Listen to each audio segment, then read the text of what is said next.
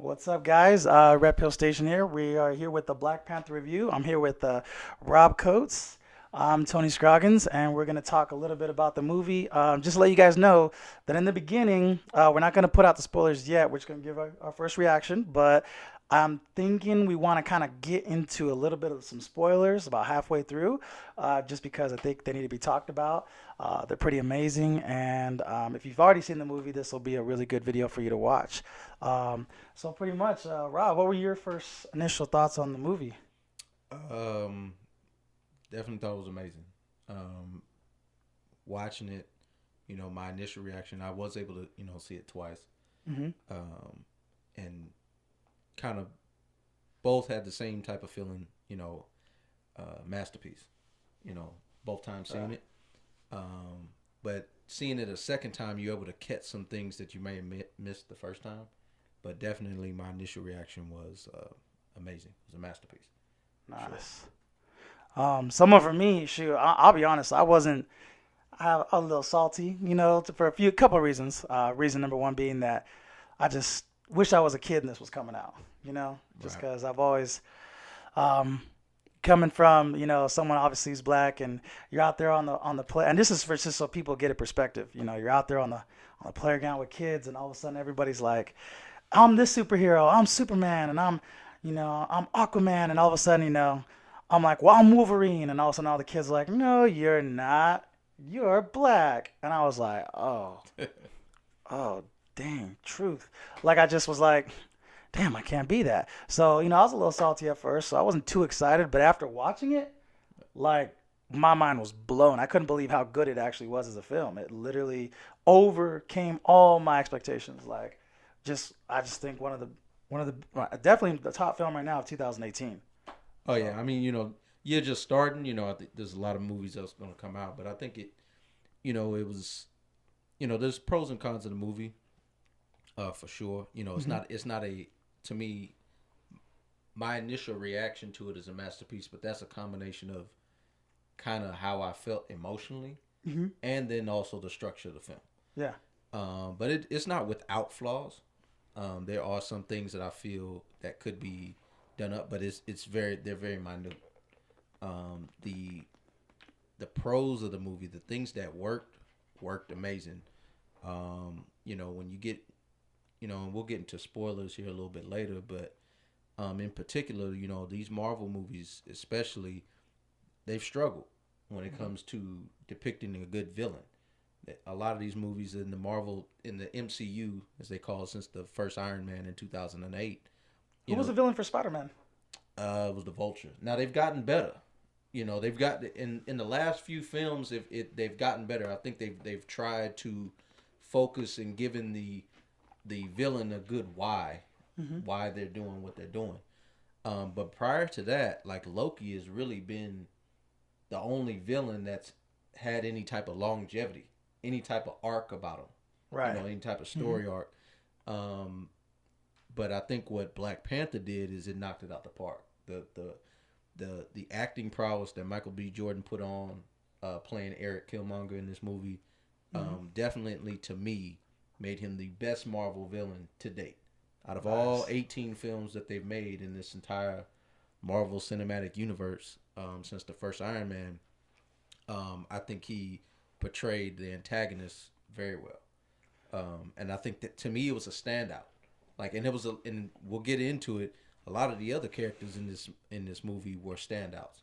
Because even though the movie's titled Black Panther, I think everyone had a story arc that was extremely important, Hmm. and I think it meant something to everybody watching it. Right. So I definitely when we're talking about the villain, we'll get more into it later. But that was one of the biggest standouts I saw.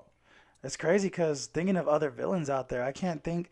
It's nuts to think of the type of villain he was because it wasn't like some freak accident happened and he metamorphosized into this beast or, most villains, they're just crazy monster. To me, I felt like, damn, if I just went to the military and got some training, I feel like I could have, Yeah, did the same thing, gone to Uganda and been like, this is my birthright and just fucking show my shit. Like, yeah, it's crazy. Like, I just really felt like connected to him in so many ways, which we'll get into later, where I was just like, whoa, this I can really vibe with this villain. This is like he's actually bringing up some good points. I don't know if I could really argue of Yeah. like And that's even. what a good villain Mhm. does. You know, I think to me, I think a lot of times people focus too much on, okay, the villain is just evil to be evil. That doesn't really give it too much substance. Mhm. With this villain, you know what I mean. In Eric Killmonger's case, played by Michael B. Jordan, there was a there was a passion behind this, Mhm. and he literally made you think. You know, he's actually got a point. Now you didn't. His point was extreme Mhm. because and we'll get in the movie. He murdered a lot of people Right. to get to where he wanted, but he had an objective Even a for, side piece. and right Oh shoot, no that was spoilers. Sorry. definitely you know they were disposable. Right. But I think that's what makes a good villain is understanding why they're doing what they're doing, and Mhm. more importantly, the villain doesn't think that they're wrong. Mhm. And that's the thing. He's not trying to take over the world just because he wants to take over the world. He's taking over the world. He's basically he has a certain objective, and there's a reason behind the objective, in Mhm. doing and his actions, and he's very clear in the entire movie on why he's doing what he's doing and why he disagrees with T'Challa, played by Chadwick Boseman as Black Panther, and why he feels like he's unfit to be king. Mhm. And I think that was portrayed the best as far as a villain in a Marvel cinematic universe movie. Nice. And then his character, of course, you're gonna see it in there. Is the That's where people get confused. Is it the Golden Jaguar or is it just? That's been the name of it based on the suit that he was wearing. When you get into the film, when he actually gets the one of the Black Panther suits, that's kind of the name for it. But his name is Eric Killmonger. That's as far as in the comic book, that's the name that's used in the Black Panther comic from the source material. And that's what I liked a lot about the movie too is with the comic book and some of the cartoons, they picked apart a lot of the good elements of different stories of the Black Panther comic run that had different runs. So, going all the way, from Jack Kirby going to Coates, Mm-hmm. with his depiction of Black Panther and his run. They picked different parts, and I think they picked some of the best ones for this film, and kind of put it into a good combination, and it produced an amazing movie, a powerful movie, and something that we never seen before. Right. Yeah, nice. And that's him right there to the left. And that's his gold Jaguar there to the right. Um, so again, I guess again some of the cons of the movie. Well, actually, what are some more pros? I mean, I like the storyline. I like the whole fact that there's an act. To me, it seemed like there was a background. There was actually a really, really good background that almost seems to happen, Right. like in everyday kind of culture, everyday on an everyday basis to dads and fathers and things like that. That's what I thought was crazy is that the storyline seems so real. It wasn't just your typical story. That's what really got to me. We're like, whoa. Yeah, no, the story was put together. Ryan Hmm. Coogler and the writers of this movie uh, definitely didn't hold punches. Who Um, were the two original people that came up with Jaguar with the whole Black Panther Jack Kirby, Stanley, and Stanley both? Okay, back got in it, the, got it. I believe it was the 60s. In the '60s. Yeah, and it the movie itself, like you talk about a lot of more of the pros. The story was a big point. Everybody had purpose, Hmm. and when you want to make a good movie, the characters basically the actors have to serve the characters, and the characters have to serve the movie. Right. And I feel like all of that was done like pretty much to perfection when it came Nice. down to the acting. Everybody acted amazing. The cast, I mean, we can talk about the cast, for Forrest Whitaker and Angela Bassett and Chadwick Boseman, Michael B. Jordan, Lupita Nyong'o, Denai Guerrera. Like, there's everyone, Letitia Wright.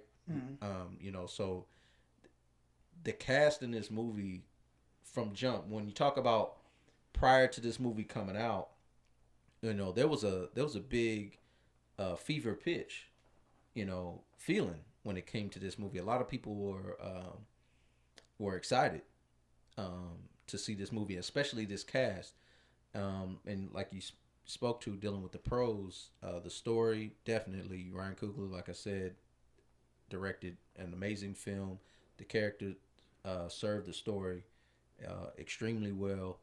When you talk about the story arcs of each individual character, it was important, and it makes you also want to think you want to know more even about them Mm-hmm. because they were such a big part, and even more than that, Wakanda itself was a character in the Yeah, movie. You that's you true. you felt like you were there, Mm-hmm.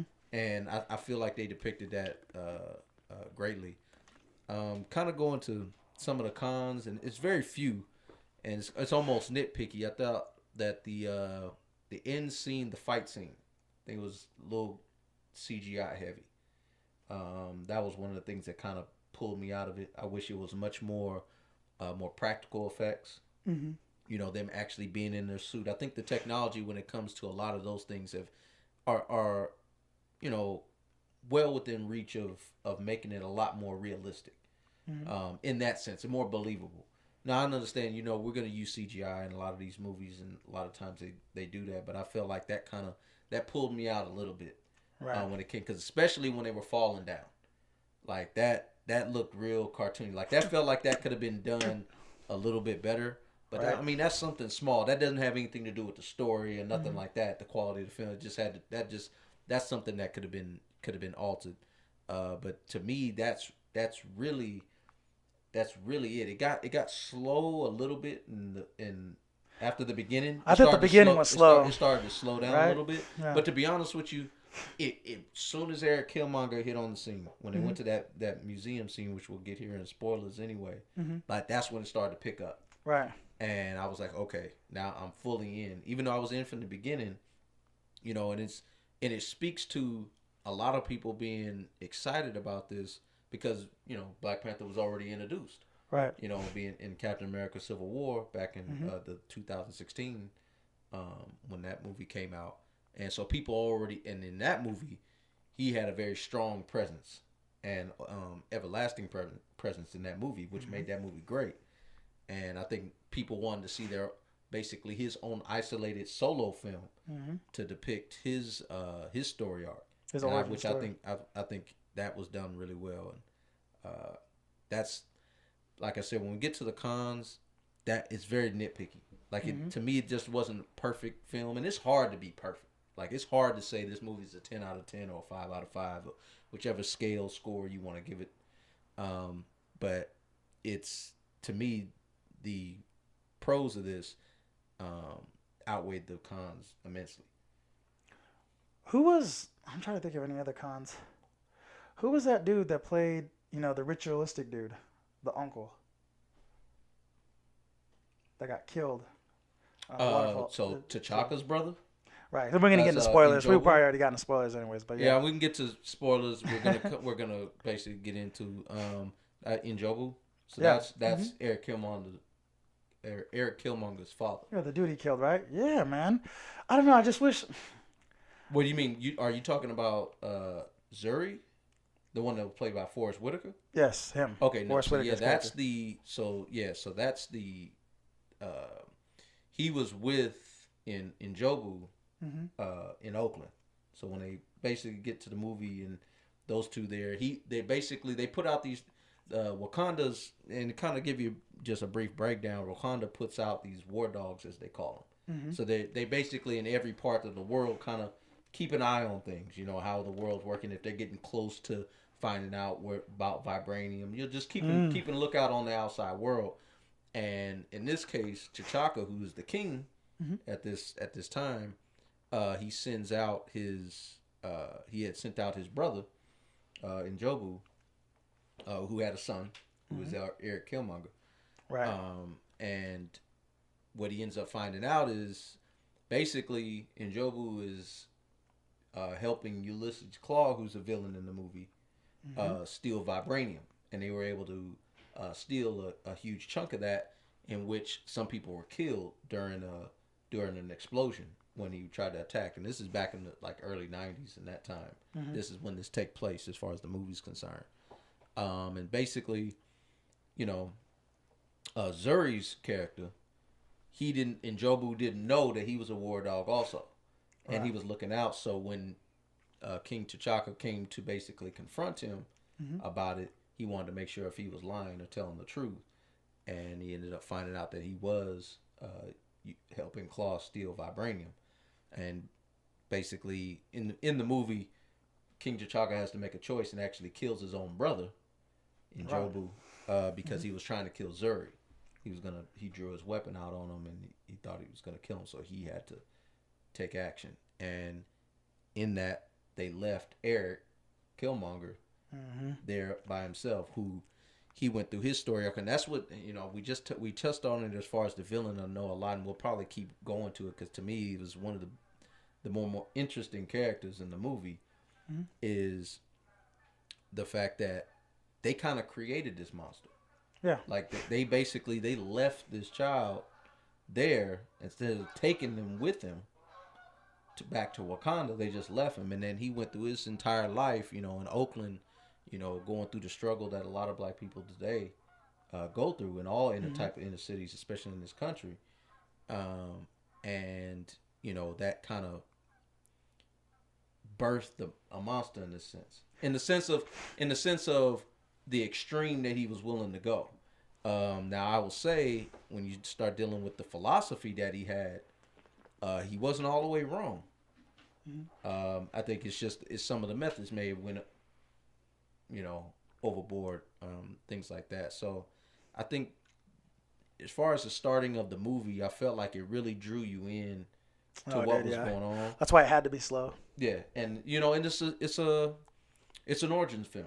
It's an origin movie. So anytime you have an origin movie, it's gonna be a slow burn for a little bit. You got to be able to understand the character. Now, I did help with him being in Civil War, but to me, Black Panther isn't the one necessarily needs to be introduced. It was more the world of Wakanda that needed to be introduced that you had not seen yet. There had been little hints here and there. I know they made hints of him in of Wakanda in Age of Ultron, the Avengers Age of Ultron, where Claw was introduced. He was in that movie. So they made little hints, but I felt like this movie was basically designed to flush that out and the other major characters of Wakanda and the royal family. Now we'll get into it later about people's issue with Wakanda, the fictitious place, and it's crazy because I kind of feel like you're way more into comics than me, but maybe you might know this. Going into the comics, I feel that what they're doing with Wakanda and how they're setting it up with their technology, when you know who comes, right, for Infinity Wars, I'm just thinking maybe they have to build it up that way for something. Like maybe the world doesn't have a chance without the technology of Wakanda. You know what I mean? Yeah. Like maybe that's why they're doing it like that. That's just how I feel. I mean, we'll find out, in May. Right? As far as with Infinity War, which is, it's got a tall order to man to beat. As far as my opinion, Captain America Civil War is the best Marvel movie that they put out as far as in the Marvel Cinematic Universe. I think that's the number one movie for me. I felt like that was pretty much a perfect film.